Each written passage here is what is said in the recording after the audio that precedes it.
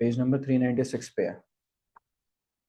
अब हम स्टार्ट कर रहे हैं लाइट का, जो मैं फोटोन के बारे में थोड़ा सा पढ़ रहे हैं। वेव नेचर स्टार्ट करने से पहले इसको वाइंड अप करें, पार्टिकल नेचर। तो पेज 396 पे आपको 5 पॉइंट्स दे रखे हैं। It's about photon picture of electromagnetic radiation. कुछ कुछ डिस्कशन कर लेते हैं। सबसे पहले कहता है in the interaction of radiation with matter. Radiation हो गया लाइट, मैटर हो गया जैसे वो मेटल सरफेस था, ठीक है। In the interaction of radiation with matter, radiation behaves as it is made up of particles called photons. ये चीज हम ऑलरेडी बोल चुके हैं कि लाइट जो है हम मान के चलते हैं उसमें पार्टिकल नेचर है, तो वो फोटॉन से बनी हुई मान, ठीक है। तो भले ही रेडिएशन है लेकिन वो रेडिएशन फोटॉन्स की वजह से आ रही है, पार्टिकल्स की वजह से। रेडिएशन मतलब एक तरीके से वैसे वेव्स से होती है रेडिएशन, लेकिन लाइट एक ऐसी चीज है जिसमें पार्टिकल की वजह से रेडिएशन मोड ऑफ ट्रांसफर हो जाता है, ठीक है। कि लाइट एक पॉइंट से दूसरे पॉइंट तक ट्रैवल कर सकते हैं without disturbing the intervening particles of the medium.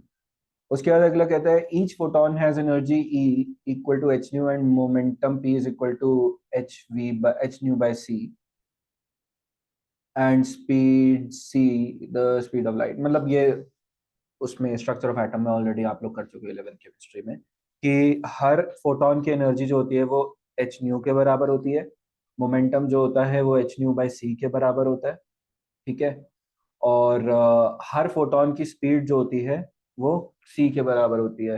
मतलब अगर तुम वैक्यूम की बात कर रहे हो तो 3 × 10⁸ तभी सी बोला है। तो इट डज नॉट मैटर कि तुम्हारे पास 10 फोटॉन्स हैं या 20 फोटॉन्स हैं, हर फोटोन की स्पीड इतनी होगी। It will also not matter कि वो फोटोन है किस कलर का, चाहे लाल रंग का हो, चाहे पीले रंग का हो, चाहे नीले रंग का हो। अगली बात वो कहते हैं all photons of light have of a particular frequency wavelength have same energy. Simple mathematics है कि अगर एनर्जी का एक्सप्रेशन एच न्यू होता है या एच सी बाई लैम्डा होता है, तो अगर किसी फोटोन की फ्रीक्वेंसी या लाइट या वेवलेंथ, अगर लाइट और वेवलेंथ अगर ये सेम है तो ऑब्वियसली उनकी एनर्जी भी सेम, दोनों फोटॉन्स की। आगे वो कहता है कि what ever the intensity of radiation में बी, इंटेंसिटी ज्यादा होने से सिर्फ नंबर ऑफ फोटॉन्स इंक्रीज होते हैं, उनकी एनर्जी पे कोई असर नहीं पड़ता है। इसलिए एनर्जी पे कोई असर नहीं पड़ेगा, इंटेंसिटी से सिर्फ नंबर ऑफ फोटॉन्स इंक्रीज होंगे। मतलब क्या बढ़ेगी लाइट की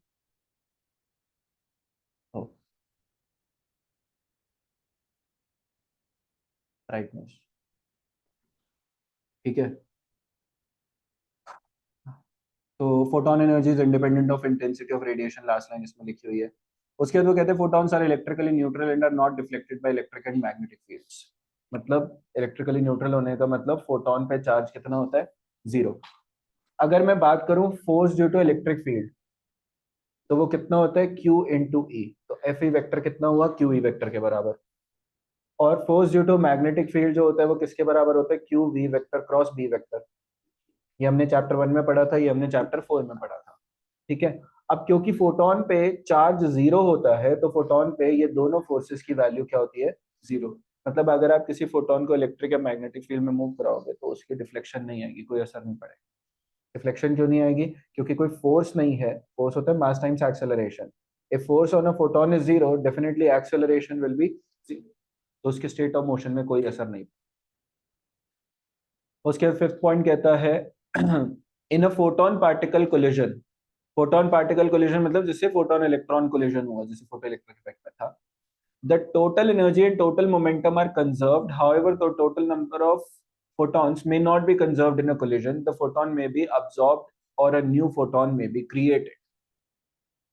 क्या कह रहा है वो, सबसे पहले तो लास्ट वाली लाइन समझा देते हैं कि अगर कोई फोटोन पार्टिकल कोलिजन होता है, फोटोन इलेक्ट्रॉन कोलिजन हो गया, तो या तो लाइट अब्सॉर्ब हो जाएगी या फिर एक नया फोटोन क्रिएट हो जाएगा। मतलब एक फोटोन गया, उसके रिस्पेक्ट में लाइट दूसरी जगह पे चली गई, मान लो टकरा के चली गई, तो हम बोलेंगे कि एक फोटोन फोटोन आया, टकराया और दूसरा फोटोन बन के उस तरफ चला गया। तो फोटोन कंजर्व हो भी सकते हैं और नहीं भी हो सकते। कंजर्व कैसे नहीं हो सकते, जैसे फोटो इलेक्ट्रिक इफेक्ट में क्या था, एक फोटोन आता है, मेटल सरफेस पे टकराता है और इलेक्ट्रॉन इजेक्ट हो जाता है। अब वो फोटोन मतलब एक तरीके से इलेक्ट्रॉन में कन्वर्ट हो गया। क्यों? क्योंकि उसने सारी अपनी एनर्जी और मोमेंटम उस इलेक्ट्रॉन को ट्रांसफर कर दिया। समझ आया? तो ऐसा नहीं है कि आप 10 फोटॉन्स अगर स्ट्राइक करवाओगे तो वो 10 फोटॉन्स बचेंगे, हो सकता है वो इलेक्ट्रॉन्स में तब्दील।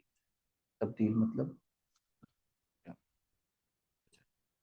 और पहली लाइन का जरा मतलब बताते हैं कि अगर सपोज किसी फोटोन और इलेक्ट्रॉन का कोलिजन होता है तो टोटल एनर्जी और टोटल मोमेंटम दोनों क्या होते हैं?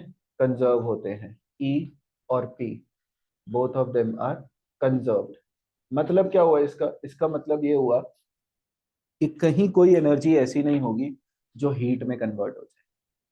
तो लाइट आएगी, इलेक्ट्रॉन्स में, इलेक्ट्रॉन्स को इजेक्ट करवा देगी, आपको एक एनर्जी यूज हो जाएगी एक्साइटेशन में, और बची हुई कनेक्ट हो चली जाएगी काइनेटिक एनर्जी के फॉर्म में, और कोई एनर्जी फॉर्म नहीं बनेगा इसका।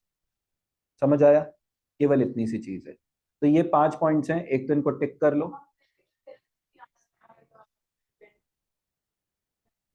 ये मान लो अगर रिफ्लेक्ट हो गया तो एक फोटोन है, हम बोलेंगे कि एक फोटोन ऐसे आके टकराया और दूसरा फोटोन ऐसे चला गया, हम बेसिकली नया फोटोन बन गया। क्यों? क्योंकि लाइट ने अपना पाथ ही बदल लिया ना, तो हम कहते हैं कि ये लाइट की एक वेव आई, रेडिएशन आई और टकरा के ऐसे चली गई। तो हम कह देंगे कि एक फोटोन ऐसे आया था, उसने अपनी एनर्जी यहाँ ट्रांसफर करी और इस सरफेस ने एक नया फोटोन बना के उधर भेज दिया। हम ये कहते हैं फोटोन कोई ऐसा पार्टिकल नहीं है जिसपे क्लासिकल फिजिक्स लग सके। मतलब अगर मैं भाग के जाऊं इस दीवार में, बच जाऊं और मैं वापस गिरूंगा तो गया भी मैं ही था, आऊंगा भी वापस मैं ही, गिरूंगा भी मैं ही। फोटोन में ऐसा नहीं होता। Photon is a quantum particle, उसमें ये फिजिक्स अप्लाई नहीं हो पाती। तो it is just another way of saying कि फोटोन रिफ्लेक्ट हो गया, बट इन रियलिटी भी इसे कि वो फोटोन गया उधर, अब्सॉर्ब और एक नया फोटोन बन के दूसरी डायरेक्शन में चला गया। समझ आया? ठीक है, तो इन 5 पॉइंट्स को टिक कर लो और लिख लो रीड। टिक कर लो, करा हुआ टिक, देख लिया मैंने। तेरी मन नहीं, रिबेल हुई पड़ी है।